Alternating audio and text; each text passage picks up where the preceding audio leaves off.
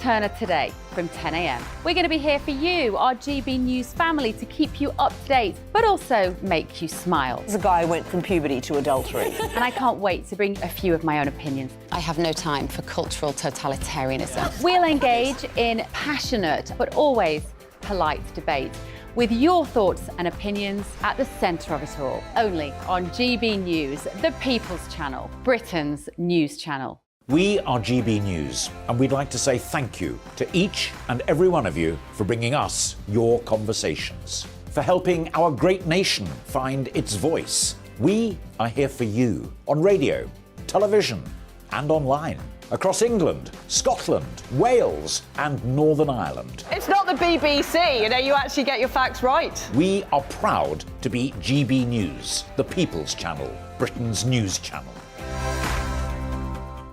Join me every Sunday at 6 p.m. for Gloria Meets. In exclusive interviews, I'll be finding out who our politicians really are and what they really think. It's something that you would never want anyone to suffer. 5 for 8. My instincts was to sort of cover this up. I mean, clearly that was a mistake. Join me every Sunday at 6 p.m. on GB News, the People's Channel, Britain's news channel. He's the king of breakfast TV, and he's back. Eamon Holmes, back on the TV with me this morning. Even remember my name. I know, it's been 4 months. Do you have holy water by your bed? Oh, yes. Oh, already to bless. Yeah. Oh, Eamon. Oh. Why do you not believe anything I say? Eamon Holmes back on GB News Breakfast at 6 a.m. Join me, Patrick Christie's, Monday to Friday, 3 till 6. We tackle the day's news agenda like you've never seen before. It's high tempo, high octane, the most controversial topics, and the best guests. You will not be able to take your eyes and ears off it. I'm not afraid to ask the questions that you really want answered. 3 till 6 p.m, Monday to Friday on GB News, the People's Channel, Britain's news channel. Hi, Andrew Pierce here. Join me every Friday lunchtime for a proper no-nonsense debrief of the week's events. With special guests in the studio and the GB News team on the ground, I'll be getting you up to date with news, some intelligent discussion, and my own sharp take. The weekend starts here with me every Friday lunchtime on GB News, the People's Channel, Britain's news channel.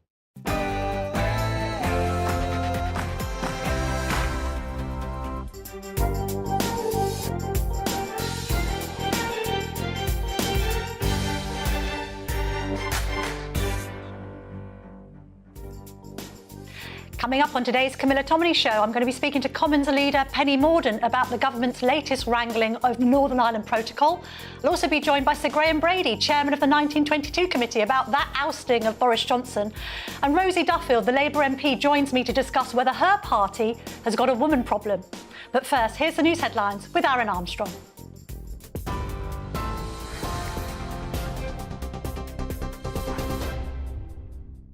Good morning, it's 9:30. I'm Aaron Armstrong in the GB newsroom. Boris Johnson has warned the Prime Minister that dropping the Northern Ireland Protocol bill would be a great mistake. On Saturday, Rishi Sunak and the European Commission President issued a joint statement saying they'd made very good progress on fixing issues with the contentious post-Brexit trading arrangements. Well, the Protocol bill, introduced under Johnson, would empower the UK to unilaterally scrap parts of the treaty. Political commentator Dr John Coulter says Mr Johnson's intervention on Brexit, his first since leaving office, could have serious ramifications. Solving the protocol deal in Northern Ireland will guarantee the security of the peace process for, I would say, the next generation.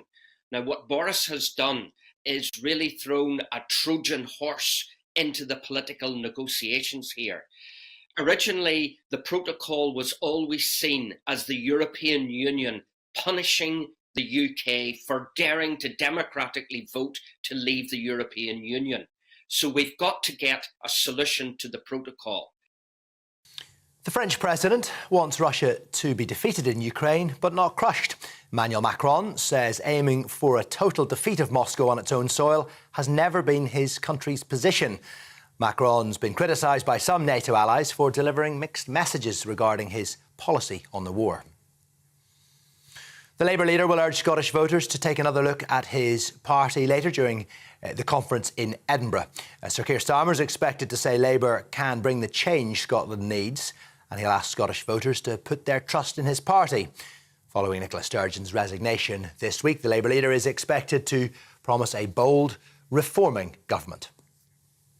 TV, online and DAB+ radio, this is GB News. Now it's back to Camilla.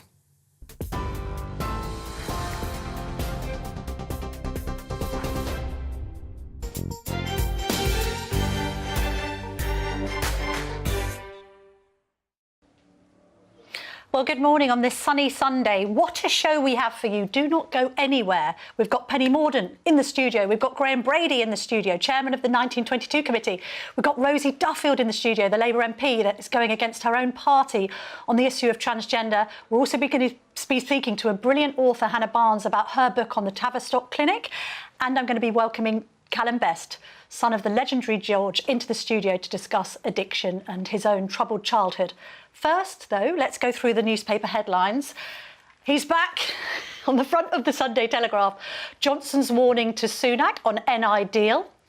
The Sunday Times goes with TV station shut as Iran's killers target UK staff. The Observer, once again, the blonde bombshell features. Johnson threatens Sunak bid to end deadlock over Brexit. The Mirror goes with cops' sick messages betrayed Harvey and me. This is an interview with Katie Price where she says that the police officers that mocked her disabled son need to face justice. The Sunday Express goes with forces too broken to defend UK. And then in the Mail on Sunday, an intriguing story. Andrew fears he will lose £30 million home. The Sun on Sunday is also going with that royal story. Andrew evicted from £300 million mansion. Now, it's an interesting story. That's about whether Prince Charles might cut funding to his brother. We'll be dealing with these and more with Alexander Downer, former Australian Foreign Minister, former High Commissioner to the UK and chair of the Policy Exchange think tank. Thank you for joining me, Alexander, on this sunny Sunday. Now, let's have a look at what you've chosen. Naturally, Boris Johnson is making a splash this weekend, and you've gone for these stories that I think have made the Times, the Telegraph and the Observer front pages. So, as I've just described, the blonde bombshell is back. Basically, he's saying that he wants to keep Brexit's end up in this negotiation over the protocol. What's your opinion of this intervention? Because this is the guy that just won't go away. He's a thorn in Rishi Sunak's side. It's wonderful publicity for him, and I'm sure it's all designed around keeping him relevant and in the game. I mean, after all, he was the person who's negotiated and signed the original protocol, which has proved to be so controversial.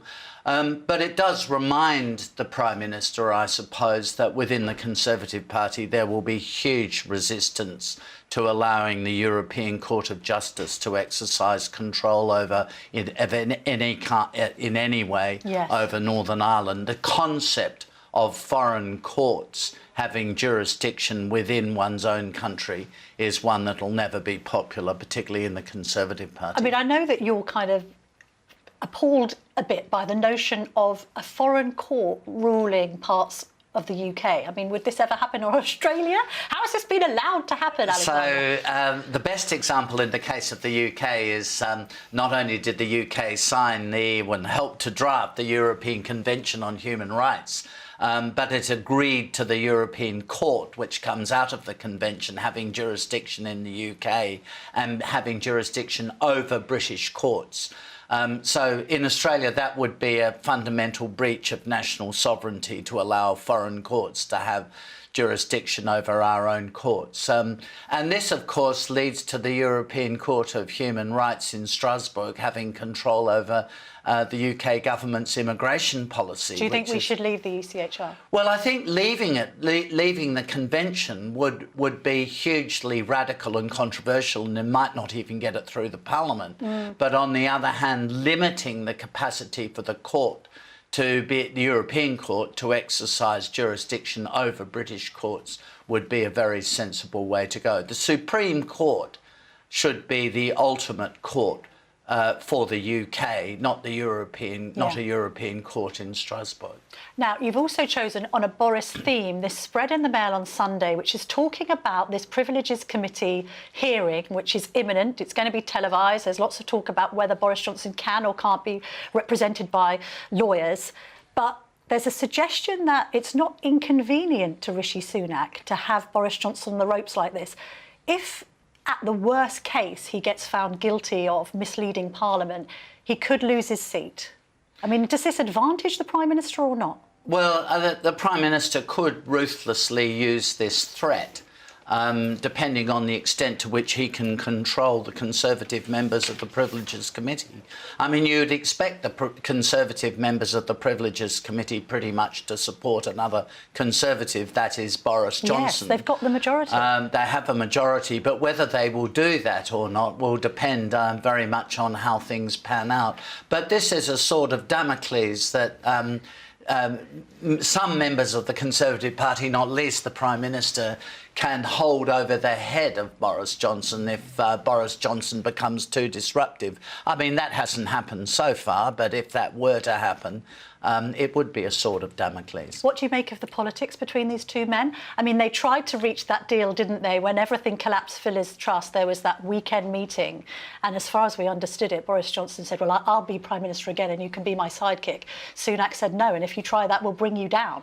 There's no love lost there, is there? I don't think so, no. And this is normal, right? When a Prime Minister within a party gets overthrown, yes. That person, the one who has been overthrown, remains pretty bitter about what has happened. And there's no doubt about that. I mean, I'm not blaming him, but Boris Johnson no doubt feels very bitter about what happened to him, and his two successors he will inevitably think are not up to the task.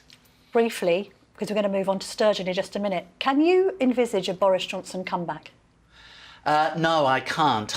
Not before the election, no. I think for the Conservative Party, having changed their leader a couple of times, to do so yet again would be absolutely catastrophic. To win the next election, they need to find 3 or 4 key issues on which to campaign.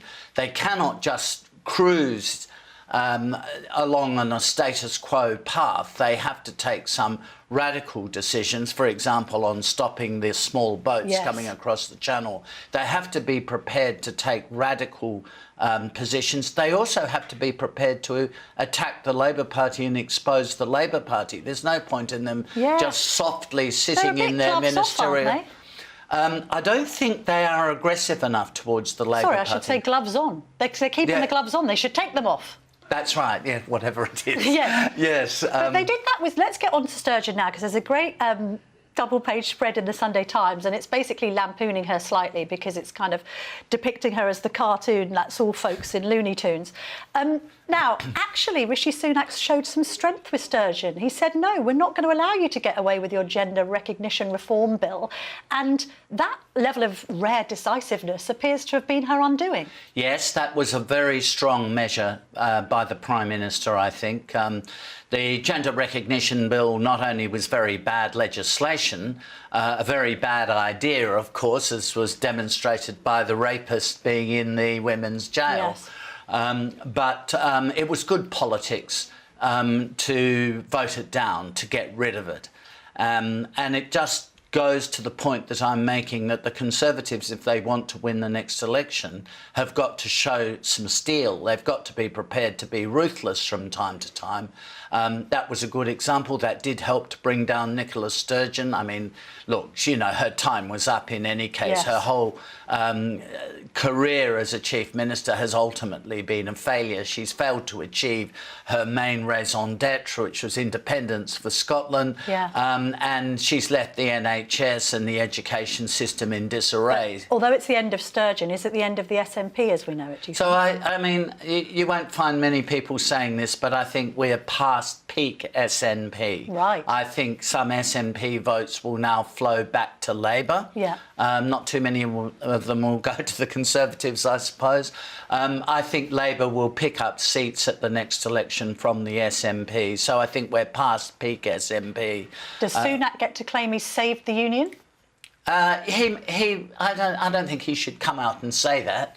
But there's no doubt about it. The decisive position he took on the gender recognition bill has led to the undoing of Nicola Sturgeon, which has helped the union, if not saved On it. decisiveness, the other story you chose as the kind of right versus left story of the week is this idea that the government can try and block Sadiq Khan when it comes to this ULEZ expansion. It's meant to be happening in August. Briefly, Alexander, this is a good idea, you think, for the government to go up against the London mayor? Great politics. This is great politics for the Conservative Party. The mayor, who is a very cynical party political player and blames the government for everything that goes wrong in London the whole time, is always playing politics. This is an opportunity for the Conservative government, for the Prime Minister, to play politics with the mayor, to overturn his expansion of the ULEZ. It's an easy attack line. Easy. Just say, listen, this disproportionately affects people on lower incomes who have got older cars. I mean, it's completely regressive. Rich people with Bentleys and Porsches, it's not going to and Teslas, it's not going to worry them. No. The people with the older cars are the lower income people, and it's a direct attack on those people. It's a lot of marginal constituencies as well. I would, if I were the Prime Minister, let people get more and more angry about it, but I'll come in and save them from the mayor. Pull the plug in the summer. Thank you very much indeed. That's Alexander Downer there joining me for the newspaper review. Now, over to Catherine Forster, GB News political correspondent, who's in Reading with our People's Panel. Catherine, what are people saying in Reading this morning? Good morning, Camilla. Yes, it's sunny in Reading and I'm here at Monty's Cafe. I'm joined by the cafe owner, Ibrahim. Ibrahim, good morning. Thank you very much for letting us talk to you at GB News this morning. How's business at the moment? It's great, thank you. First, let me welcoming you here in Reading, Monty's Cafe. Business is doing okay. We struggle a little bit with the supplies and increased utility bills, but with the help of the local community and the people support, we're doing so far good. Great, good to hear people are supporting you. It's a difficult time, isn't it? Okay, let's go and meet our People's Panel for today. Good morning. Thank you very much for joining us on GB News today. So first of all, we have George. George, you are a property developer from Wokingham. Thank you for joining us. Helen, thank you. You are retired environmental health officer. And Philip, you are a retired lawyer and also, very importantly, Helen's husband. So we've got three big guests on the show today, as you know. We've got Rosie Duffield, the Labour MP. We've got chair of the 1922 committee, Sir Graham Brady. And we've got Penny Mordaunt, leader of the House of Commons. George, you're a Conservative Party member.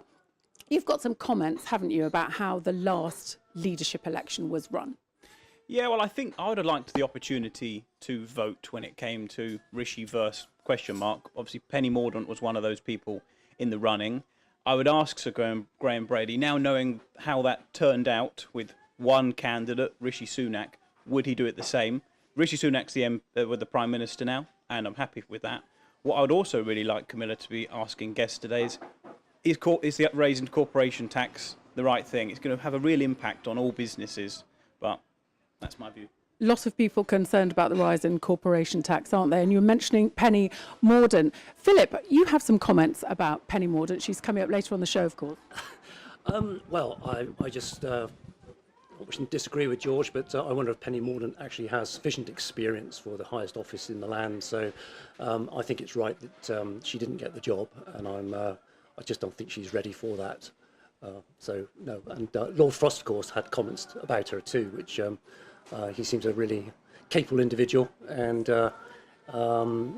he brought into question her intellect, and I think that's of concern for somebody in that position. And you've got some major concerns about our energy policy, or lack thereof, haven't you? Tell us about that. Yeah, no, I really do. My eyes were opened when we went on holiday very recently to Norway, and at the airport we were just getting an ordinary taxi to get into Oslo.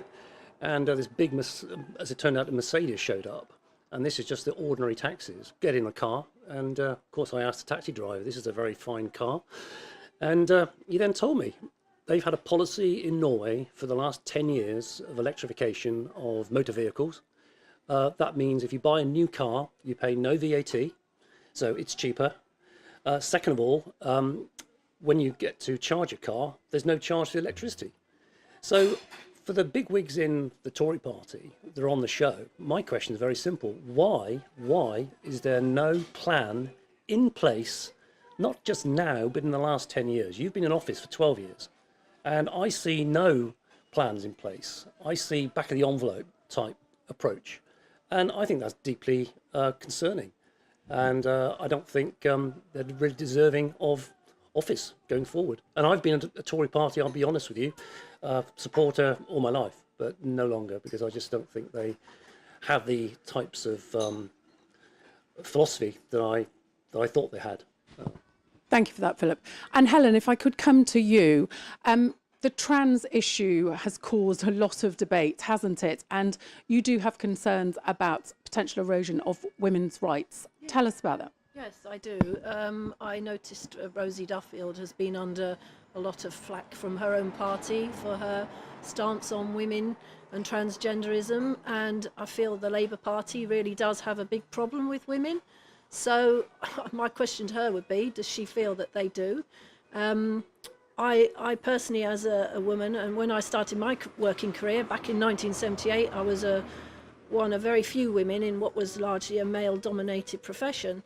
I feel we're going backwards, and this woke nonsense about calling women people with cervixes or whatever, I find that highly insulting. Thank you. Thank you. So some strong views there. Back to you now, Camilla, in the studio.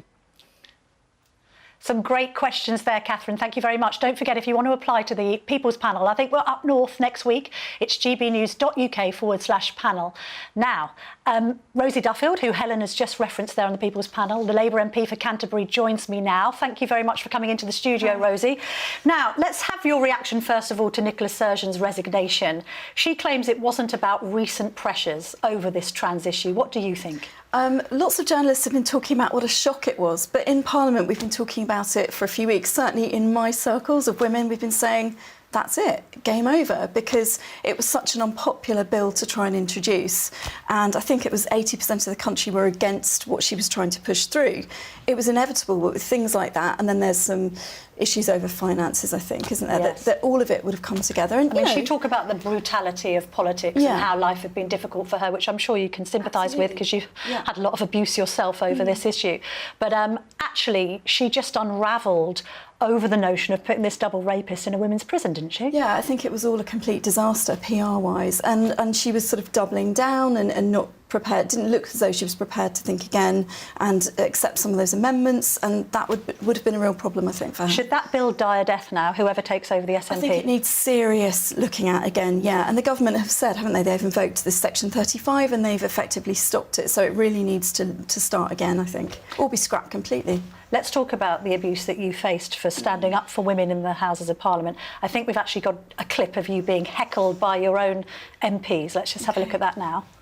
I welcome the government's invoking of Section 35 in this case, as the bill clearly conflicts with the Equality Act and would have repercussions for women across the UK. So you had you there being heckled by Ben Bradshaw and Lloyd Russell Moyle. Yeah. Have they apologised for that? No. Lloyd messaged me saying that he'd been told not to message me and that his life had been made really difficult since then. He'd experienced lots of abuse and things, but it certainly wasn't an apology. And Ben Bradshaw? No, not at all. No, nothing from him. Tell me, has Keir Starmer spoken to you about any of this lately? No. When's the last time you spoke to the Labour leader? I've had one meeting with Keir and it was September 2021. So you haven't spoken to him at all? He hasn't offered any support in light of what you've had to go through because of this? I mean, what's the state of play with regard to you? I know you had some terrible issues. You'd received death threats. You're getting a lot of online abuse about your stance on trans. He hasn't spoken to you about that at all? No. No. And what's your reaction to him on that? I mean, when Keir stood for the leadership, he made great play to the MPs about how he had run an organisation. He was really in touch with his staff. He was very hands-on, and I thought that sounded great. But there's 195 Labour MPs with the whip at the moment, and not very many get the headlines and the kind of vitriol that I get. I mean, we all get horrible abuse, but it's been particularly horrible for me. It would have been nice, I think, if he'd just messaged me or something. But then let's put it from some of your critics. There are people in the Labour LGBTQ plus group that claim you're transphobic. Yeah. Are you, Rosie? Absolutely not in a million years. I mean, why would I or anyone hate a group of people, you know, simply because they've got this gender dysphoria issue or, you know, issues about their gender and sexuality? It's impossible for me to understand how people think I hate those people. I'm talking about women's rights. Trans rights are the same as every other human right, I hope, and they should be. And I have every sympathy for anyone going through those things. But women's rights sometimes clash with self-ID, and that's what women like me are talking about. And why do you think it is that a very well-educated man such as Keir Starmer struggles to answer this question about whether women can or cannot have a penis? I think it's a brand new thing for us to be talking about as politicians. There's an awful lot of reading to do. He has to be all over all of the subjects, and this one is particularly difficult. And I think if you've got the same group of activists who are very influential in the party, bombarding you with information, then perhaps it is easy to get completely hoodwinked or only listen to one point of view. I don't know. But would you like to see more leadership on this issue from the Labour leader? Yeah. I would. What would you like him to say? I'd like him to address women. I'd like him to meet more regularly with women's groups. Labour Women's Declaration, for example, are a group of about 8,000 women who've signed a pledge saying they want an end to self-ID and they want single-sex spaces being protected. That's 8,000 Labour members, councillors, activists, voters. I think it would be a good idea to listen to them more. Why do you think he's sitting on the fence? I think because we're desperate to get into government and it's a very difficult issue. And I think, as I said, I think he's advised by a lot of people based in London, a lot of people very active in the Labour Party. I think if you talk to the wider country, there are different points of view, and I think it would be a good idea to hear all of them.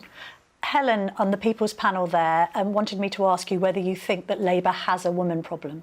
Certainly, as far as I've experienced it since I became an MP, I would say, yeah, there is a bit of a women problem. I mean, when Bradshaw and Lloyd Russell-Moyle sort of shouted at you in the House, I mean, how did that make you feel? Do you feel you're being... I don't want to put words into your mouth, but is there a bit of bullying going on here? How do you characterise it? It immediately feels... I mean, all women have had abuse. We know harassment when we see it, especially women of my age group. We've had it all of our lives in different ways, and it just feels like it felt as though they were just trying to shut me up. And that's not a great look, I don't think, from Labour MPs. No, I'm just going to quote something back to you that you said. You said in 2019, it was hard enough trying to convince my constituents that Labour wasn't anti-Semitic. In the next election, when they inevitably ask whether Labour is sexist, I'm not sure I'll be able to do the same. Do you agree with that premise? Do you think Labour are sexist? There's lots of evidence that makes me feel that the party has got a bit of a women problem. There was a recent, I think it was a few days ago, a breakdown of the leaders' roles within the Labour Party. Yes, we've got some really great women on the shadow cabinet and the front bench, but leadership roles like General Secretary, Head of Staff, Head of Comms, all of those kind of things, and our leader, they're all still white men based in London. So Labour aren't really practising what they preach? Well, it's hard to sort of see that we are, you know, the leader talks about how we've got over 50% of women MPs, but those are the women that clung on in 2019. Yes. We did that. That wasn't by design, actually. And we've managed to keep hold of our seats in the worst general election defeat that we've ever known. So credit to us, I think. Brief word on Corbyn. I think Keir Starmer deserves credit for flushing out a lot of the anti-Semitism in the party. Yeah. Corbyn's departure, I mean, in your view, was he an anti-Semite? He certainly led a party that had a serious anti-Semitism problem, yeah. Him individually? I don't know his views individually, but he didn't do enough as leader. Thank you very much, Rosie Duffield. Now, coming up, we're going to be speaking to Sir Graham Brady. I'm also going to be speaking to Penny Mordaunt and Callum Best. Please stay tuned.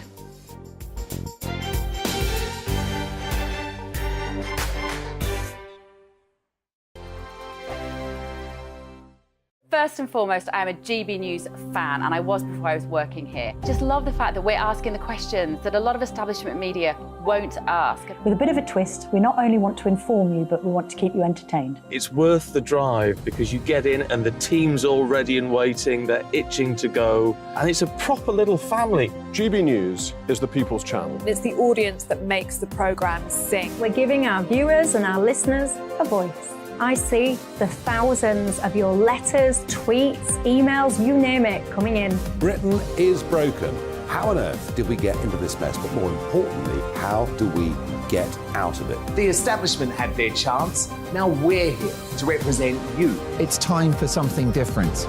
It's time for GB News. I'm very patriotic. I believe in Britain. Our best days lie ahead. Britain's watching. Britain's watching. Join us here on GB News. The People's Channel. Britain's news channel. I'm Andrew Doyle. Join me at 7 o'clock every Sunday night for Free Speech Nation, the show where I tackle the week's biggest stories in politics and current affairs with the help of my 2 comedian panellists and a variety of special guests. Free Speech Nation, Sunday nights from 7 on GB News, the People's Channel, Britain's news channel. Here on GB News Live, we'll be keeping you in the picture, finding out what's happening across the country and finding out why it matters to you. We'll have the facts fast with our team of reporters and specialist correspondents. Wherever it's happening, we'll be there from 12 noon on TV, radio and online. GB News, the People's Channel, Britain's news channel. I'm Michael Portillo. Join me on GB News on a Sunday morning for topical discussion, debate, arts and culture, and sometimes even ethical dilemmas. I don't always agree with you, Michael. Michael Portillo, Sundays on GB News, the People's Channel, Britain's news channel. Hello, I'm Michelle Dewberry, and you can join me every weekday 6 till 7 on Jubes and Kerr. You're an inspiration to us all. Clip that bit off. Well, you are. That's my ringtone. My political ambitions those days are gone, I can tell you. She's only teasing. Go on. He's probably going to want to lay down now. I'll give him 2 minutes to have one. Let's respectfully disagree. That's what we like on Jubes and Kerr. Come and join us. GB News, the People's Channel. Michelle Dewberry, weekday evenings at 6 o'clock.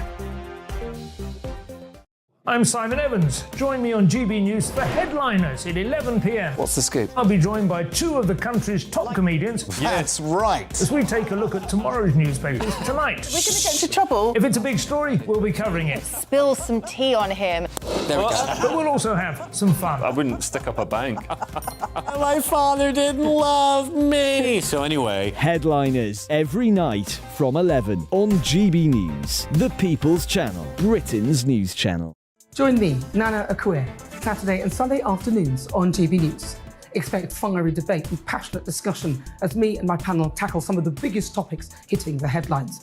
It's a place for everyone's opinion. No one gets cancelled, but no one gets an easy ride. Oh, she's on it today! Be ready for conversations that are fierce, frank, and of course, fun. Every Saturday and Sunday afternoon from 4 p.m. on GB News, the People's Channel.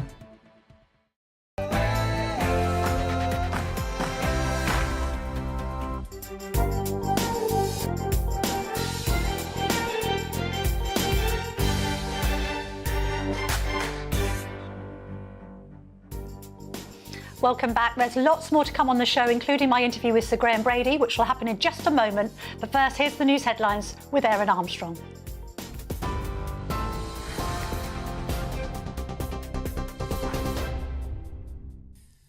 A very good morning to you. It is 10 o'clock. I'm Aaron Armstrong in the GB newsroom. Let's start with some comments then from Boris Johnson because he has warned the Prime Minister that dropping the Northern Ireland Protocol would be a great mistake. On Saturday, Rishi Sunak and the European Commission President issued a joint statement saying they'd made very good progress on fixing issues with the contentious post-Brexit trading arrangements. Well, the protocol bill introduced under Johnson would empower the UK to drop or unilaterally scrap parts of the treaty. Well, political commentator Dr. John Coulter says Mr. Johnson's intervention on Brexit could have serious ramifications. Solving the protocol deal in Northern Ireland will guarantee the security of the peace process for, I would say, the next generation. Now, what Boris has done is really thrown a Trojan horse into the political negotiations here. Originally, the protocol was always seen as the European Union punishing the UK for daring to democratically vote to leave the European Union. So we've got to get a solution to the protocol. The French president wants Russia to be defeated in Ukraine, but not crushed. Emmanuel Macron says aiming for a total defeat of Moscow on its own soil has never been his country's position. Now, he has been criticised by some NATO allies for delivering mixed messages regarding his policy on the war. The Kremlin has accused Macron of duplicitous diplomacy, saying his remarks show the West is discussing regime change in Russia. Scottish Health Secretary Humza Yousaf and former Minister Ash Regan have announced they will stand to take over from Nicola Sturgeon as SNP leader. The pair, who revealed their plans to run in the Sunday Mail, are the first to declare their candidacy. Other potential candidates who are yet to make a bid for leadership include the Finance Secretary, Kate Forbes. And nominations will close next Friday, and the winner of the race will be announced at the end of March. The Labour leader will urge Scottish voters to take another look at his party when he addresses a conference in Edinburgh later. Sir Keir Starmer is expected to say Labour can bring the change Scotland needs, and he'll ask voters to put their trust in his party. He's also expected to promise a bold, reforming government following Nicola Sturgeon's resignation as First Minister. The British Medical Association is expected to condemn the government for refusing to meet the terms of trade unions to stop NHS strike action. Later, the BMA's chair will say the government is letting patients down, and we'll talk about the increasing staff vacancies and patient demand. The Health Department says it hugely values the work of junior doctors, and their pay has increased by 8.2% since 2019. Tomorrow, around 45,000 junior doctors in England will find out their ballot results for industrial action over pay and conditions. South Korea and the United States have held a combined air drill this morning in response to North Korea's missile launch yesterday. Pyongyang confirmed it fired a long-range ballistic missile to show its readiness for a so-called mobile and mighty counterattack. North Korea also fired an unprecedented number of missiles last year, including those with the ability to strike anywhere in the United States. Meanwhile, the US Secretary of State has warned China's top diplomat against helping Russia in their invasion of Ukraine. Antony Blinken has urged Wang Yi not to provide material support to Russia after concerns Beijing was considering supplying weapons to Moscow. Wang said Washington was hysterical as tensions continue following the Chinese spy balloons that have been flown over the United States and Canada. Former US President Jimmy Carter is receiving hospice care at his home in Georgia. A statement from the Carter Center says the 98-year-old made a decision after a series of hospital stays, saying he wants to spend his remaining time with his family. Jimmy Carter has suffered from a number of health issues in recent years, including a melanoma that spread to his liver and brain. And an anthem written by composer Andrew Lloyd Webber is one of 12 new pieces of music to be played for King Charles at his coronation in May. King Charles has requested Greek Orthodox music to be played in tribute to his late father. Lord Lloyd Webber, best known for many musicals, including Evita and Jesus Christ Superstar, says he's incredibly honoured to have been asked. TV Online and DAB Plus Radio, this is GB News.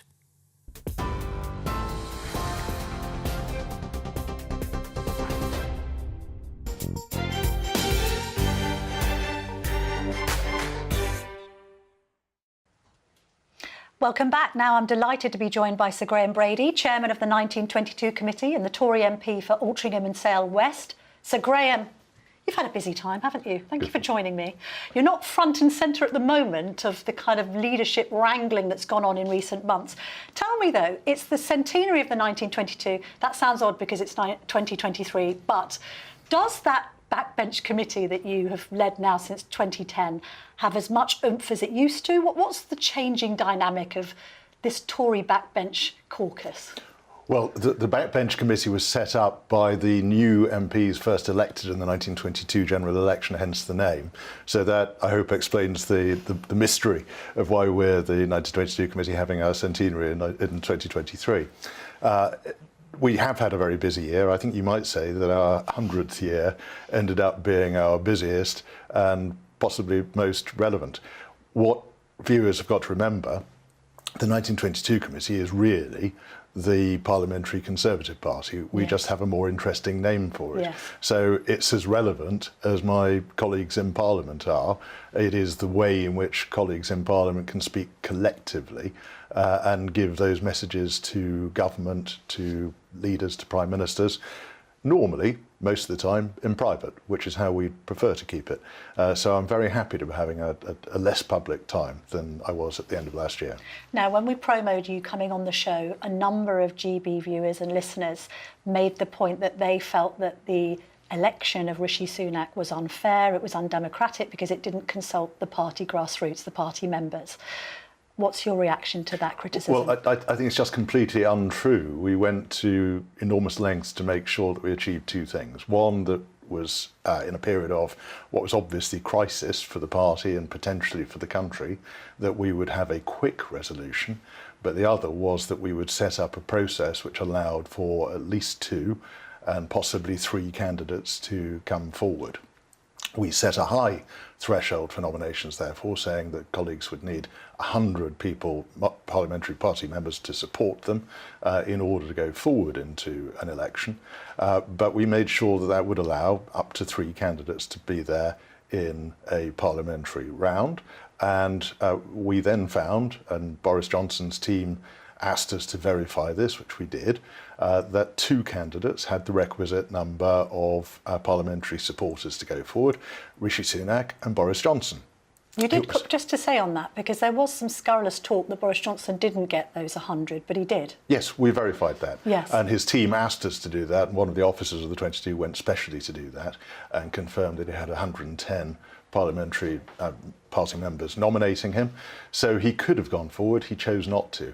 Now, I'm afraid in any election, if you end up with 1 candidate, that person is duly elected. That is a democratic process, as long as the arrangements for the election allow fair and free nomination of other people. We did. Maybe taking your chairman's hat off and just speaking as a long-standing Tory MP elected in '97, do you regret Boris Johnson's ousting from the party?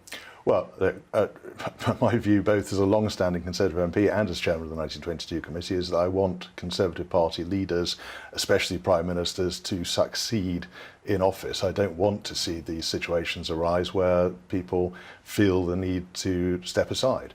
Obviously, if everything is going well, they don't. So I would prefer that we hadn't had those circumstances arise. But what's the issue with the psychology of the Tory party? I mean, it's never really a nest of singing birds, is it? It's more a kind of nest of vipers. Tory MPs seem to be harder to herd than cats. I mean, sometimes one thinks that the Tory party sort of eats itself. There's too much friendly fire. We've now got potential rebellions over the Northern Ireland Protocol, which I'll come to in just a minute. But also we've got these different caucuses of MPs now challenging the government on this rise to corporation tax, saying that it shouldn't go up to 26%. What's your view on that particular issue? Well, I've always thought it's quite a good thing for MPs to be hard to herd. We shouldn't behave like a herd. We should exercise some independent thought, and we should be prepared to express our beliefs and represent the interests of our constituents. But we also have to exercise some self-discipline. And as I said earlier, it's generally better within a party to do some of this privately rather than publicly. But the trouble with Tory MPs is they're often briefing, aren't they? I mean, the newspapers are always full of different people saying different things about different ministers and prime ministers at all given times. I mean, the party is a bit too ill-disciplined, and it's been at its cost, hasn't it? As I say, I think self-discipline is really important. I don't think it's fair to blame the whips for this. I don't think too much heavy-handed whipping is the answer. We all have to recognise we want the same thing. We want the re-election of a Conservative government. But do you think that colleagues should have more discipline than perhaps they showed over the last 12 months?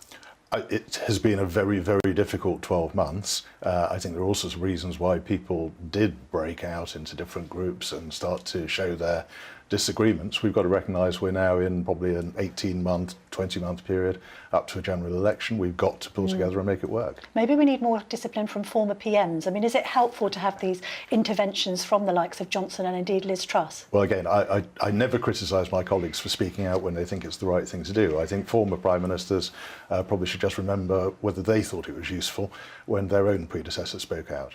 Let's talk about the Northern Ireland Protocol, because, of course, we all remember the famous Brady Amendment that was the talk of the headlines back in 2019. Now we're at a situation where it strikes me, I appreciate there are these 7 red lines that the DUP has put in place, but the one red line for Brexiteers in the Tory party is the idea of continued ECJ jurisdiction over Northern Ireland. What's your view? I think this was obviously the most difficult thing in the whole withdrawal agreement process. It was the thing that was so obviously wrong with the withdrawal agreement that Theresa May brought back, together with the idea the whole of the United Kingdom could be kept in the customs union. And it was the reason why I advised her at the time this wasn't going to pass through Parliament. And of course, the government suffered the worst defeat in parliamentary history when the withdrawal agreement was first introduced. And the amendment that I brought forward said we can support the withdrawal agreement, but with alternative arrangements for the Irish border, which was a recognition broadly we could come together and support the proposed arrangements for leaving, but we needed to find a different way of doing it when it came to goods, in particular passing over the Irish border. That was obvious that we needed to achieve that. I think if we'd been able to move more quickly at the start of the process following the referendum, I think it would have been done with very little difficulty, because people would have been in a mindset where they were looking for ways to make it work rather than ways to make it harder. So certainly I think there are some important principles. We don't want the European Court of Justice to have continuing jurisdiction, certainly not. So that's a red line for you? Well, I think the things, we don't know what's in the proposed agreement. That's the difficulty as we're talking now. The speculation suggested that it might be a matter of removing it so that it was a matter only for British courts in Northern Ireland to be able to refer matters. That might be a different matter. But Northern Ireland, under the existing protocol, has effectively been left having to accept EU rules and regulations without any democratic oversight over them at all since the protocol has been in place. That's something I think needs to change. Do you think the EU has acted unreasonably over all this? I think for a long period of time, as I say, it would have been much better if we'd been able to move more quickly. As the Brexit process dragged out, I think a number of people who didn't want to see Brexit happen were encouraged to drop anchor and to try to draw things out for longer in the hope that it would all just go away. So I think we've seen a lot of people looking for ways to make it more difficult rather than ways to make it work. But I also wanted to say the other crucial thing that needs resolving, of course, in the Northern Irish context is the flows of goods across the Irish Sea. And I think the green and red channel approach seems a sensible one. I think it was Bertie Ahern, the former Taoiseach, who said at the time of the referendum, talking about the Irish border, he said 90% we can do with technology. The other 10% will just turn a blind eye, which really was very much the way that for 70 years before the single market came into place, Northern Ireland and the Republic of Ireland, the United Kingdom and the Republic of Ireland made things work with a common travel area and a common employment area that didn't have any statutory underpinning whatsoever. We just carried on and did things that made sense. So I'd like to see a bit more of that spirit coming back. If the protocol bill is ditched in favour of a new Brexit deal, should MPs have a vote on that? Because there seems to be a bit of prevarication about whether there will be a vote. I mean, I think there would be a process question as to whether it's necessary to have a vote. I think it's probably a good idea to have a vote, and I think it would, as long as it's a good deal that people want to see happen, it will pass through Parliament. Now, I know you lobbied the government with regard to a migrant hotel in your constituency. Do you feel that your constituents are unhappy about the idea of migrants being housed in hotels? And generally, what do you think Tories make of the government's current immigration policy when we've seen this exponential rise in people arriving here on small boats, up to 5,000 last year? Well, it obviously hasn't been working. The government policy hasn't been working. Well, government policy, the legislative framework that's in place doesn't work, which is why we need new legislation. And the government will be bringing that forward very shortly. I know you had Alexander Downer on the programme earlier. Of course, what I understand, what we will be seeking to replicate broadly is the Australian approach over many years under different parties, where they've said if you arrive illegally in Australia, you will never have the legal right to remain. And that would be the biggest factor in ending the pull, the attraction for people to go to these people smuggling gangs to get them over the channel, because they would know it was a pointless exercise. So, I think that tough legislation is important. You mentioned the Ashley Hotel in my constituency. People were very concerned at the prospect. Initially, it was going to be nearly 120 young men, all unemployed necessarily because they're not allowed to work, and in the middle of a residential area with a lot of schools around it, with school buses picking up straight outside it. And I lobbied to make sure that we had families in the hotel rather than single young men. Yeah. And broadly, I think most of my constituents have recognised that was a good outcome in the circumstances. It's not ideal that we've got such large numbers, obviously, of illegal immigrants coming to the country, but given that there are, it's a much better outcome for the area to have families there rather than single young men. If, as predicted, the local elections in May are a disaster, can you envisage more letters going in and you being busier again? Well, as you know, I never speculate about letters, whether there are any or not. I also don't think it's inevitable that local elections will be a disaster. You look at some of the other issues that you've been talking about this morning, things like the Tories aren't in a great position, are they, Sir Graham? They're more than 20 points behind in the polls. Indeed, but people have got to make choices about how they want their own lives to be. And if they look in London at things like the ULEZ charge proposal, in Greater Manchester, Andy Burnham trying to do something very similar. These would be massive daily charges for people who just can't afford to pay them. And people have got to confront the fact that there is a relationship between how they vote and what actually happens. Any letters in already? As I said, I never speculate on that. And do you still harbour leadership ambitions yourself, Sir Graham? I'm not sure I ever had leadership ambitions. You had them briefly. I had been asked by a number of colleagues whether I'd be willing to stand, and when Theresa May resigned, I thought it was fair to contact them again and say, do they still think I should? And broadly, they were people who were going to be supporting Boris Johnson for the leadership at that point. Thank you very much, Sir Graham Gady, for joining me this morning. Now, in just a minute, we'll be speaking to the lady who blew the lid on the Tavistock Clinic. That's the gender clinic that prescribed 1,000 children puberty blockers. But first of all, let's just take this short break.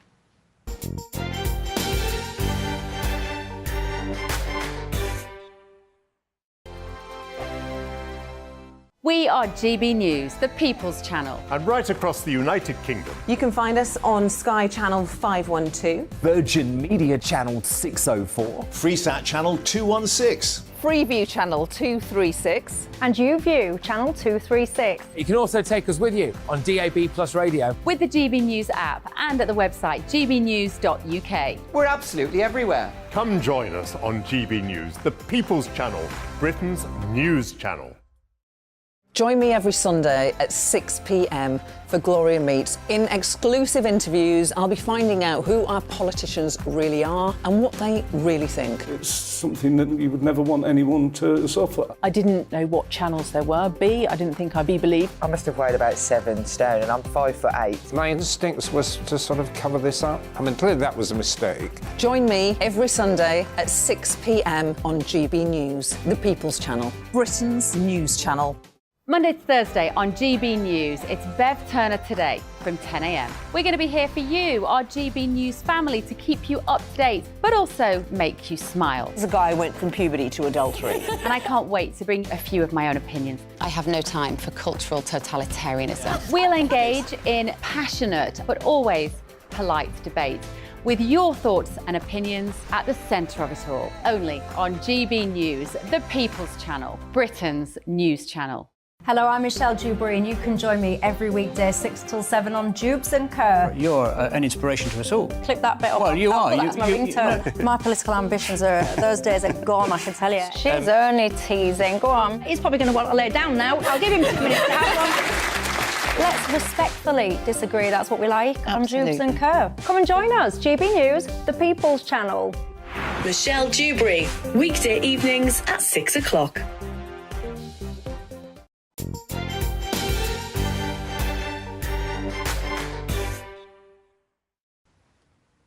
Well, welcome back. Now, more than 1,000 children were referred for puberty blockers by the Gender Identity Development Service, or GIDS, run by the Tavistock and Portman NHS Trust, until it was recommended for closure following a succession of devastating reports. The woman behind these exposés is Newsnight journalist Hannah Barnes, whose book Time to Think lays bare the inside story of the collapse of the Tavistock's gender service for children. Now, Hannah joins me now. What a piece of journalistic work this is, Hannah. My goodness me.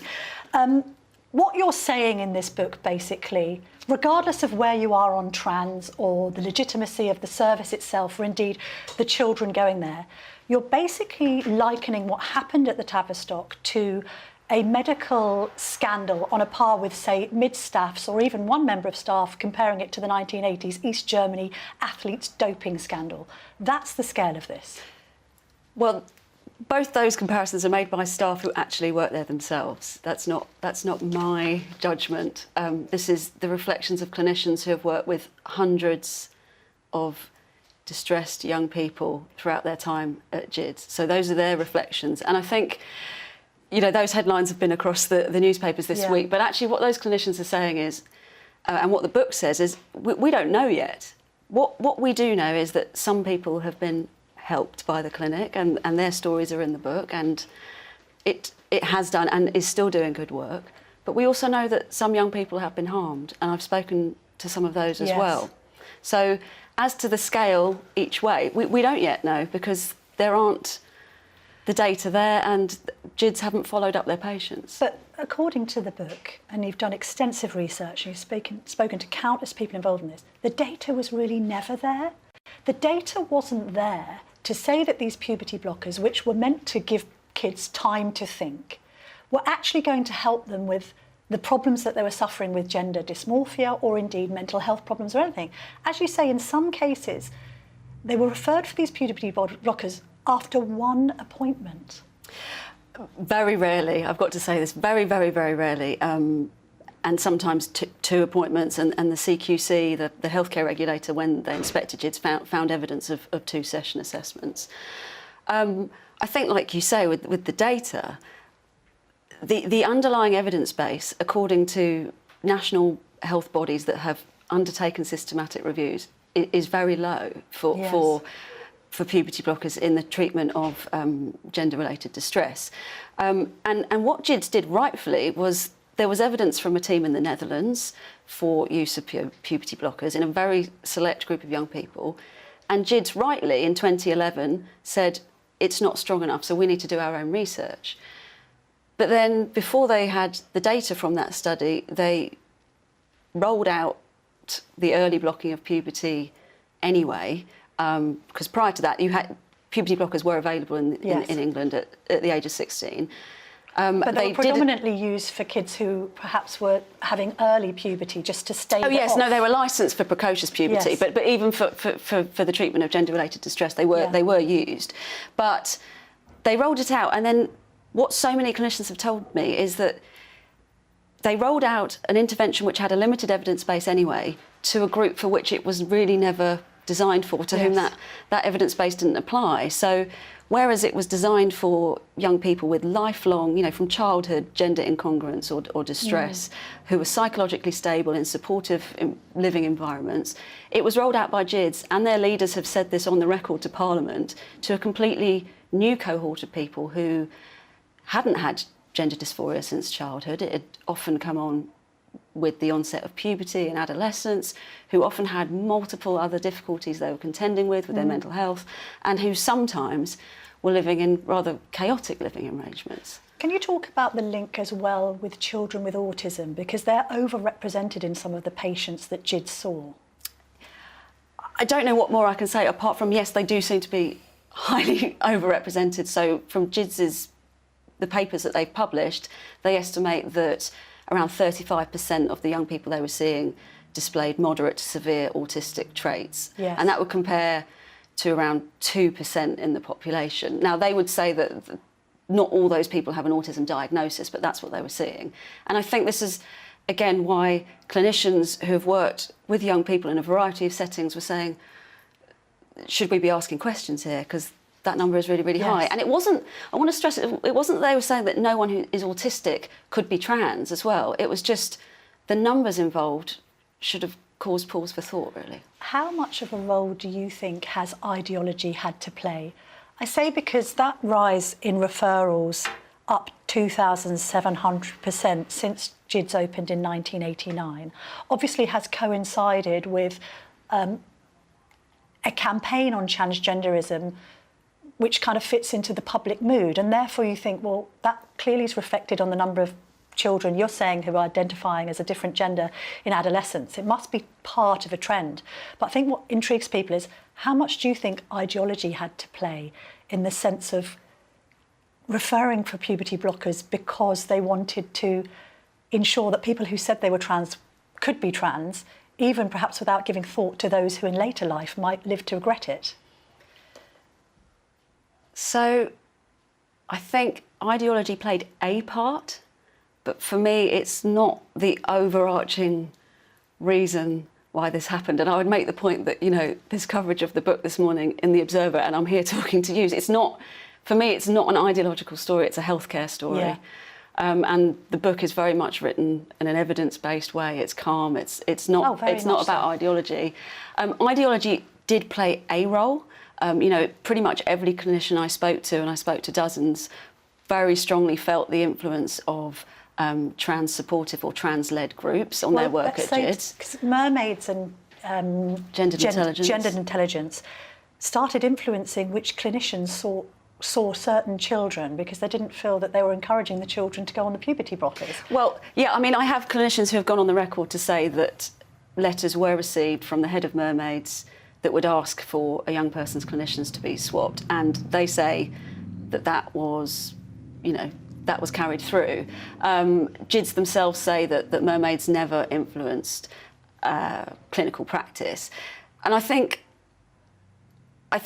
they did influence it, but I think it'd be wrong to say that they got everything they asked for. You know, for years, Mermaids asked for the age at which young people could be referred for cross-sex hormones or gender-affirming hormones to be given, and that never happened. I think it's actually a bit more subtle. I think they had some influence, and particularly with the clinicians thing, but I think perhaps they prevented GIDS from changing direction when they could have, because there was this fear of them. So I think it was a bit more... There was some lobbying in the background. Yeah. Let's come full circle. We talked about this being a medical scandal. We now know that a number of people are suing the Tavistock Trust. Do you have any update on that? Do you know how many people have joined this action or where the status of that legal I don't. case I mean, is? I spoke to the lawyer some time ago who was behind it, but I have no idea on the numbers, I'm afraid. I mean, some of the stories, I mean, you talk about Ollie / Harriet, you know, regretting having gone on to have surgery. I mean, I presume when you wrote this book, some of those cases must have really struck something in your heart, you know, children making life-changing decisions at such a young age. Yeah, and I spoke to Harriet very recently, and she's doing really well. So that's good. Yeah, it was very upsetting, and some of the stories in the book are really distressing. And anyone who's written a book knows it's a very lonely experience. But you know, I think Harriet's story actually speaks really to the whole issue, in that, you know, for her there was an element of social influence. There was, you know, she was a heavy social media user. Yes. She was, you know, she didn't want to be a lesbian. She had mental health difficulties, and all this cocktail of things came together. And she was really happy for a while as a trans man, and it didn't last. And what she was saying is that these issues were really quite obvious, and they weren't explored. Yeah. And that's all these clinicians are saying. For some, it will be right, but for others, they needed more explanation. Yeah. Well, Hannah, it's a fascinating book, Time to Think. Hannah's a Newsnight journalist, and she's written this astonishing book. So if you want to find out more about these issues, then do please read it. Thank you very much. Now, after the break, I'm going to be speaking to Penny Mordaunt. And I'm also going to be speaking to Callum Best about him living in his father's shadow. We'll be back shortly. Stay tuned.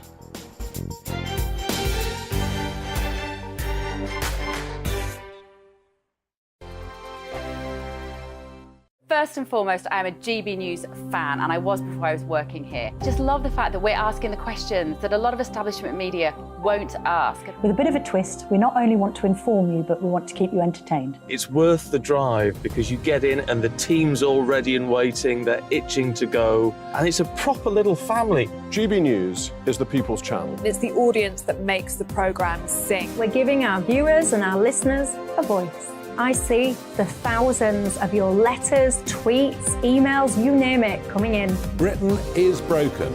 How on earth did we get into this mess? But more importantly, how do we get out of it? The establishment had their chance. Now we're here to represent you. It's time for something different.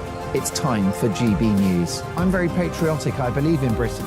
Our best days lie ahead. Britain's watching. Britain's watching. Join us here on GB News. The People's Channel. Britain's news channel. We are GB News, right across the nation. You can get us on television, on radio, on digital. We're absolutely everywhere. Amazing! You see, amazing! You remind me of me in the European Parliament. But here's the most important bit. We are not part of the mainstream establishment. We think and speak just like you do. We are the People's Channel. Magnificent. That's really, really thoughtful. Come and join us on GB News, the People's News Channel.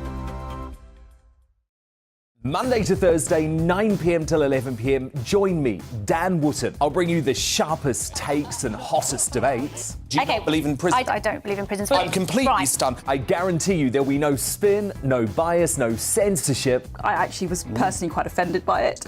And no reason to go to bed. So I guess they've always been quite woke. That's Dan Wootton tonight on TV, radio and online. Monday to Thursday from 9 p.m. till 11 p.m. on GB News. The People's Channel, Britain's news channel.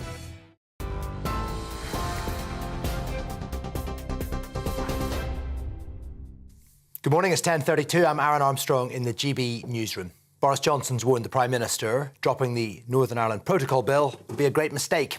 On Saturday, Rishi Sunak and the European Commission President issued a joint statement saying they'd made very good progress on fixing issues with the contentious post-Brexit trading arrangements. The Protocol Bill, introduced under Johnson, would empower the UK to unilaterally scrap parts of the treaty.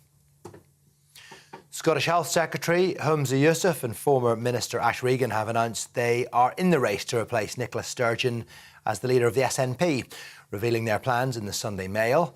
They're the first to declare their candidacy for the contest. Other potential candidates yet to announce their intentions include Mary McCallan and Finance Secretary Kate Forbes. Nominations close next Friday. The winner will be announced at the end of March. The Labour leader will urge Scottish voters to take another look at his party when he addresses a conference in Edinburgh later. Sir Keir Starmer is expected to say Labour can bring the change Scotland needs. And he'll ask voters to put their trust in his party. Keir Starmer is also expected to promise a bold, reforming government following Nicola Sturgeon's resignation. The French president wants Russia to be defeated in Ukraine, but not crushed. Emmanuel Macron says aiming for a total defeat of Russia on its own soil has never been his country's position. He has been criticised by some NATO allies for delivering mixed messages regarding his policy towards the war. The Kremlin has accused Macron of duplicitous diplomacy, saying his remarks show the West is discussing regime change in Russia. TV online and DAB+ radio, this is GB News. Now, back to Camilla.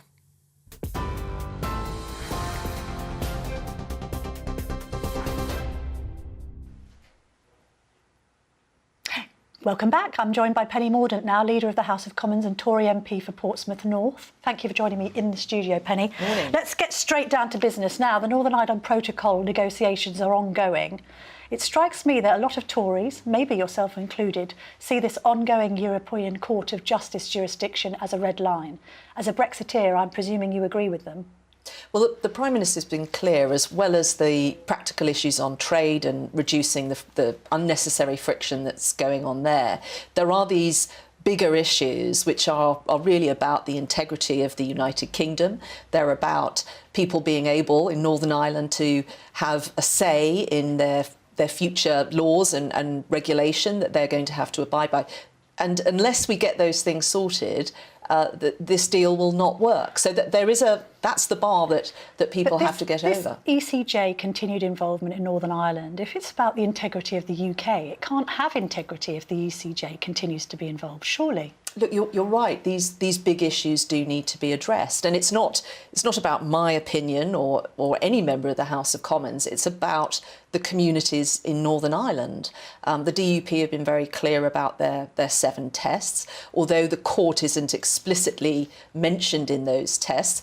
It is about the integrity of the United Kingdom, and it is about their ability to have a say in their future regulation. If the DUP aren't happy with any deal that Rishi Sunak manages to strike, there's no deal, is there? Well, absolutely right. So, so basically the government's in hock to the DUP?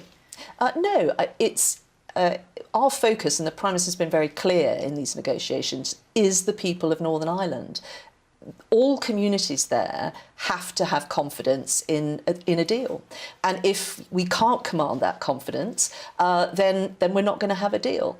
And clearly we've got the protocol bill, which it's not our preference, but it is there if we need it. And I think the Prime Minister would acknowledge that part of the reason we've been able to get into these negotiations, and we're actually getting some traction with the EU, is because of that command paper, is because of that bill. But if the bill is replaced by any deal, then surely it has to be subject to a parliamentary vote. Otherwise, you'll have Brexiteer backbenchers up in arms, won't you? It very much depends on what this deal is. And I'm not in the negotiating room. I don't know the shape of it. But we'll have to wait and see where that arrives at. And it will depend on the nature of that agreement, what then has to follow.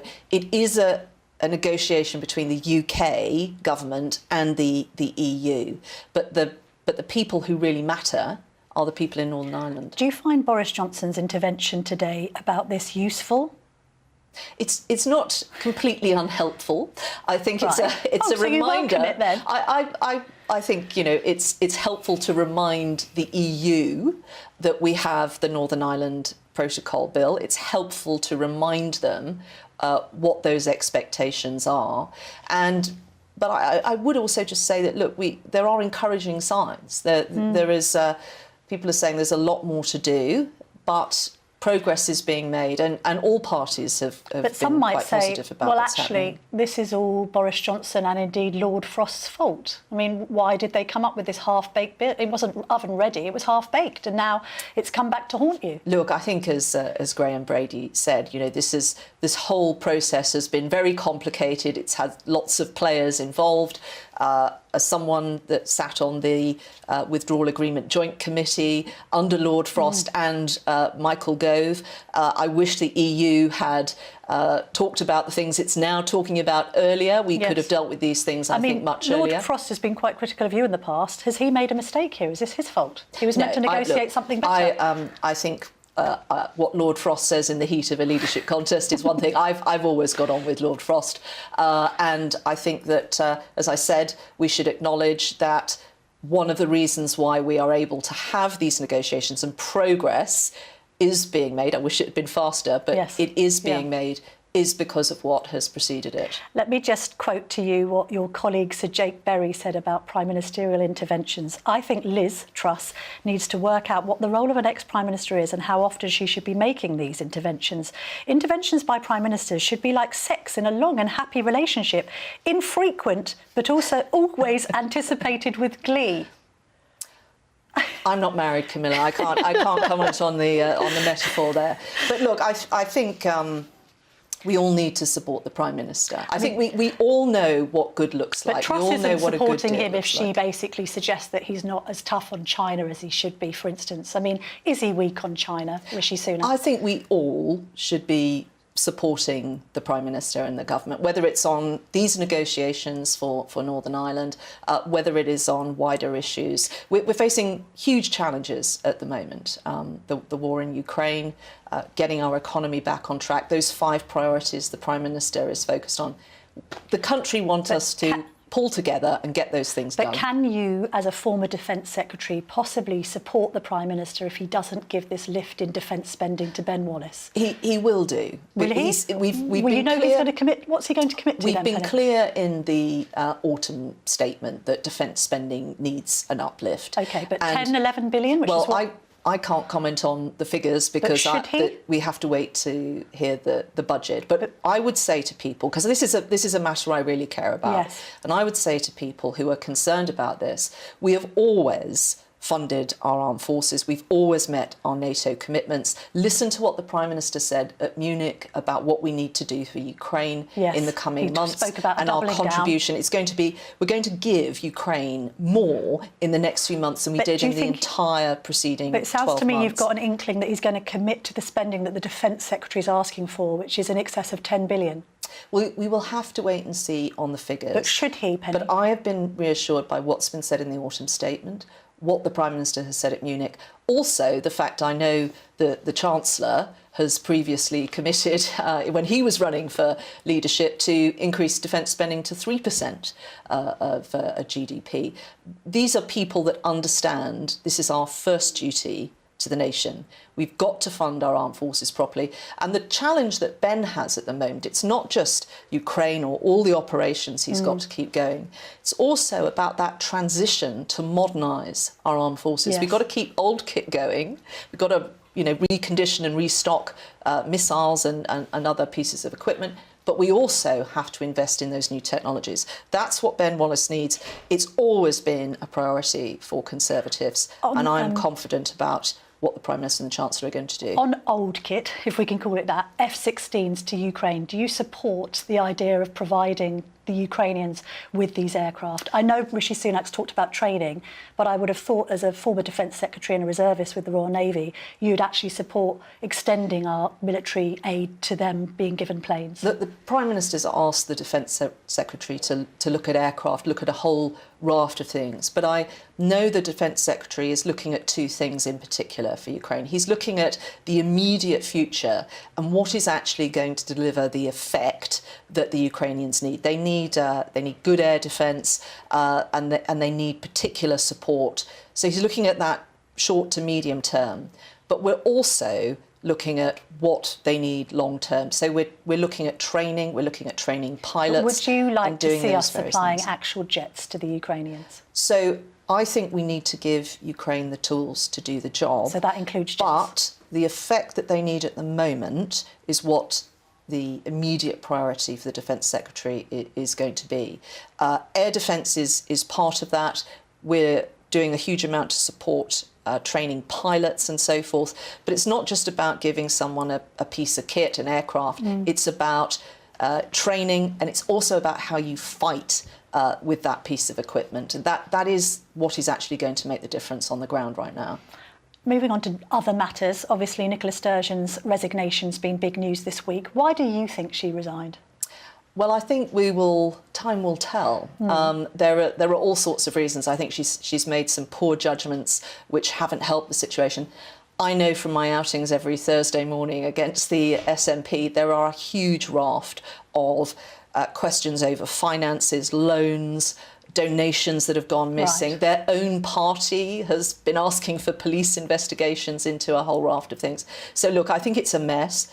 I think her going is an opportunity for all parties, but particularly the SNP, to start to get focused on the matters that matter to the people of Scotland. Just on that trans issue that seems to have caught her, got her unstuck, there's always been a bit of prevarication about where you stand on trans, because you did say you felt a trans woman was a woman and a trans man was a man. Where are you on this issue? Do you agree with the Gender Recognition Reform Bill or not? So the statement you've just made is about the law. Yes. But that doesn't mean that, for example, a trans woman is like you or I, biologically a woman. The problem with the Scottish bill that was put through, I've always said you shouldn't split this matter away from healthcare. I think that's really important. But the action that Alistair Jack has taken has been about the impact of that on wider UK legislation, the Equalities Act. Yes. And what I think the lesson of this is you have to have regard to the social fabric of the UK, and you have to take people with you. I think that is a mistake. But she failed to do that, clearly. I mean, she did. And I think that may have contributed, but I think time will tell about these other issues as well, what the story is behind that. Still more to come on that story. Penny Mordaunt, thank you very much for joining me in studio this morning. Thank you. Right, well, let's see what our People's panel in Reading makes of all of this. Catherine Forster's there. What are people saying there, Catherine? Hello, Camilla. We've been sitting in the sun eating baklava and watching the programme. I've got 3 lifelong Conservative voters here, so let's see what they make of it. Helen, if I can ask you first, what did you think of what they said, and have they won you over at all? Well, I'm very disappointed with the Conservatives. I have been a lifelong Tory voter, but I'm seriously considering whether I will do so again. They've lost their grip on just about everything. The Channel migrant crisis, it's all talk, no action. The wokeism, the transgenderism, In my school days of biology, women are XX chromosomes, men are XY. Yes, you can talk all sorts of names, but that's basically biology. And it's like George Orwell said, the truth is becoming the lie is becoming the truth. We're being brainwashed into thinking that what's abnormal should be normal. Now, please don't get me wrong, I do sympathise with people who feel that they're in the wrong body, but that's not to say that the rest of us who feel comfortable with the bodies we're in have to be feel guilty about that, or you know, we're being put down. And I feel strongly about that, yes. Very clearly put, thank you. And George, you had a comment having watched Rosie Duffield and Penny Mordaunt about women's rights and Labour specifically. Yeah, well, I think on the trans issue separately, when you're reading about things like in Labour-run Wales and they're putting tampons in men's toilets, I don't know what to think. Listening to Rosie Duffield and the experience she's had, Keir Starmer only took the anti-Semitism problem seriously when the Equalities Commission came in. Does the Equalities Commission need to put the Labour Party in special measures for its misogyny issue? Thank you. And Philip, finally, you were a little bit critical of Penny Mordaunt before. You've just heard her speaking. What did you make of her, and how do you feel about the Conservative Party more broadly at the moment? I think Penny spoke quite well. I also listened to Sir Graham. I was pleased that Sir Graham conceded that the migrant crisis is a crisis and it wasn't working. The problem I have is that if that were the only problem, you might be able to forgive it. But the truth of it is that everything's not working. When you look at the health service, my disabled sister has had to wait 7 months to get a shoe built for her by the National Health Service. That has meant she's had falls. Falls means that every time she has a fall, no one's allowed to help anybody up anymore. In the old days, if you fell over, I'd say, can I help you? And you'd probably say yes, and I'd help you. Now, even carers are not allowed to assist somebody that falls over. I mean, these sorts of things need to be addressed. So the Conservatives got a huge way to go before I really feel they are worthy of further office. They certainly have, because they're around 20% in the polls, aren't they, at the moment? And you've told me that, having always been Conservative voters, at the moment you're politically homeless, Philip, is that right? I think that's a very good phrase, if the truth be told, and I feel homeless still. There's too many issues that they haven't addressed, and low tax is also one of the big issues. They are supposed to represent low tax. It's now the highest ever. OK, and Helen, you're thinking about voting for reform. Quick answer, please. I'm thinking of it, yes. And George, you're a Conservative Party member, so Yep. you will vote Conservative, but you're not entirely happy, are you? Well, the only thing I would say is I would like to see the planning system, and I want to see them really focusing on trying to reform it, fix it, do what they said they were going to do. So there you have it, Camilla. 3 Conservative Party voters in the past. Obviously, the party have got a mountain to climb if they want to have any hope of winning a majority at the next election. Fascinating People's Panel this week. Thank you, Catherine. Great job. Now, Michael Portillo's a one-man People's Panel. Michael, what have you got coming up on the show at 11? Well, first of all, may I say what a very interesting show you have had, and what a very interesting week I think it has been in British politics. Nicola Sturgeon's resignation, I think, puts back the cause of Scottish independence.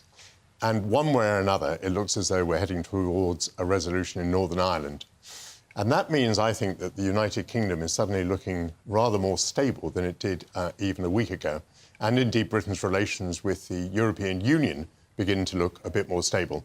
And remember that although much of the focus of your programme has been about the difficulties in the Conservative Party, the Labour Party is going to support the government, and so the legislation on Northern Ireland is very likely to go through, and I think then that will put the Ulster Unionists under a fair amount of pressure, because there is a lot of pressure around the world, not least from the United States, for the restoration of devolved government in Northern Ireland with its normal institutions, and we're getting pretty close to an opportunity for that. So I think you've had a fascinating programme.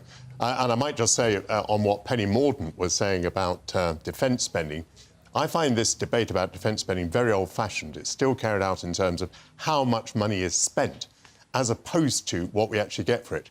And although I used to be the Secretary of State there, I'm afraid that department, like most of government, spends money appallingly. So, you know, you can say another 10 billion, But what difference does that make if a £3 billion carrier is presently in dry dock and the government is talking about mothballing it? But anyway, you very kindly you very kindly asked about my show. We are going to be moving on quite a lot because it is London Fashion Week, and we're going to be talking a lot about the fashion industry, which is immensely significant to the British economy. We've got Caroline Rush coming in. She's actually running the show. We've got Paul Costello, the magnificent designer. We're going to be talking about the BAFTAs as well. I've got Simon Hayes, who is a BAFTA and Oscar winner, coming in today. And I've got Seb Payne coming in to talk about the fall of Boris Johnson. And I might just ask him about Boris's latest intervention. Fantastic stuff, Michael. Thank you. Stay tuned for Portillo at 11. Now, there's something that some of you might not know about me, although I've written extensively about it in The Telegraph. I'm the child of an alcoholic. My late mother, unfortunately, drank herself to death in 2001, aged 53, and I'm part of a quite, well, close-knit community of fellow children of alcoholics, and I was with them in the week because we're all patron of an organisation called NACOA. It's the National Association for Children of Alcoholics. And at the moment, we've got a battle on our hands because we're trying to lobby the government for more funding for these children. The government did this week announce more than 400 million for parents who are in treatment programmes, but the kids we're talking about are the kids of parents who don't even accept that they've got a problem. They're still in denial. And our argument is that these children are being left wanting. They've been neglected by the state and they need more help. Now, to discuss this with me is Callum Best. He's son of George Best, the legendary Manchester United footballer. He's a celeb. He's also the coach of a women's football team, Dorking Wanderers, and he's a NACOA patron. Callum, thank you for your time this morning.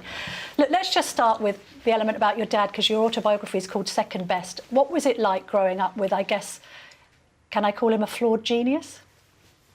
Well, you know, first of all, thank you very much for having me on, Camilla. I really enjoy the work that we do together, especially with NACOA. A genius, very much so, an incredible talent, loved by millions and loved by me.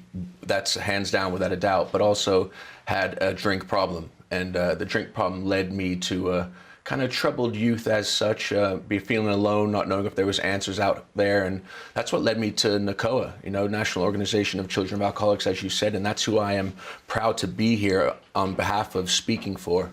As you said, this week we spoke at House of Commons. I've been a patron to NACOA for 16 years now, doing all we can to kind of raise a voice for the government, especially to hear, to supply funds that are needed to help these kids that are at home and don't know where to turn. For me personally, you know, there's been highs and lows. I'm lucky that I found help. I'm lucky that I found answers, because in your youth, you don't know what's out there to provide you with these answers. And when you find people and places like NACOA and like-minded people like yourself, you know that there is help out there for you to live a happier and healthier life. And on this funding issue, I mean, we talked about it a lot in the House of Commons in the week. What happened was Jeremy Hunt, when he was Health Secretary, set aside this £6 million.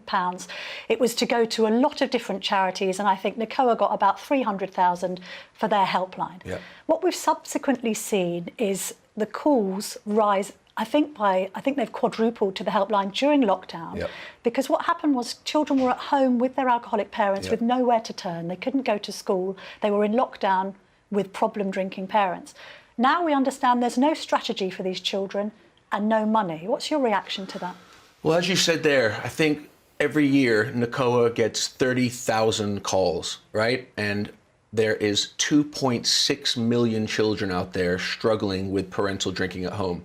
From lockdown, they saw an increase in troubles at home, an increase in all sorts of badness towards these kids that are struggling with it. And I feel that now we're grateful to Jeremy Hunt, because at one point they allocated some funds to go towards these different charities, because it's not just NACOA. There's many other charities out there that deal with the same, but I speak on behalf of NACOA. I think one of the leading charities in the UK. And I think I would love to, the reason I'm on this platform with you, first of all, is to see you as well, because we work well together. And I also feel that if I can use this platform to reach out to Jeremy Hunt, very politely and respectfully, just say, I would love to meet you. I would love to work together to provide help for these children again, because the funds were in place and then they were taken away. And there's no reason that they can't come back around, and we can't provide funding to help these children know that they're not alone. 2.6 million kids out there knowing that they have nowhere to turn to. They don't even know NACOA exists. They don't even know there's people like ourselves. There's the backing of MP Jonathan Ashworth, Ashworth, there's the MP Liam Byrne, and then there's hundreds, if not thousands, of supporters of the charity that all are on this cause together. And I feel that if I can get together with Jeremy Hunt, with the help of yourself as well, we can provide funding to make sure these kids live a happier and healthier life. And also, just to confirm the importance of support groups like that charity and others, you feel that NACOA basically saved you. I mean, you're in a great place now, but you weren't. Oh, I have a very colourful past, without a doubt, but I'm very grateful to NACOA and the people that work with NACOA and support it. It's a place that provide answers, provide help, provide healing. You don't feel isolated. You know that there's a place you can turn to and speak to, and they're just a miscellaneous hotline where children can call in. If you think there's 30,000 kids that call them a day, imagine there's 2.6 million out there that don't know where to call. I mean, I did a story that there were children as young as 5 calling the helpline because their parents were too drunk to tuck them in at night. So you had counsellors basically reading them bedtime stories. Yeah. I mean, it's pretty sad times. Could that story resonate with you? I mean, as a child of an alcoholic? You know what? You reach a point, Camilla, and I'm sure you know, where your story actually doesn't even matter anymore. You know, we're adults now. We figure out the highs and lows of life. We build resilience. We learn all these ways to deal with parental drinking. But now, the best thing we can do, as we should do, is provide answers and help for the next generation. And I have this platform. I'm very blessed to be my dad's son. I love every bit of it. But now is a time for me to make a difference. And I would love to ask Jeremy Hunt to meet me to help provide funding to support these children. Right. We shall broker a meeting between Callum Best and the Chancellor. If you're affected by those issues, visit nacoa.org.uk. Back next week at 9:30. But up next, Michael Portillo.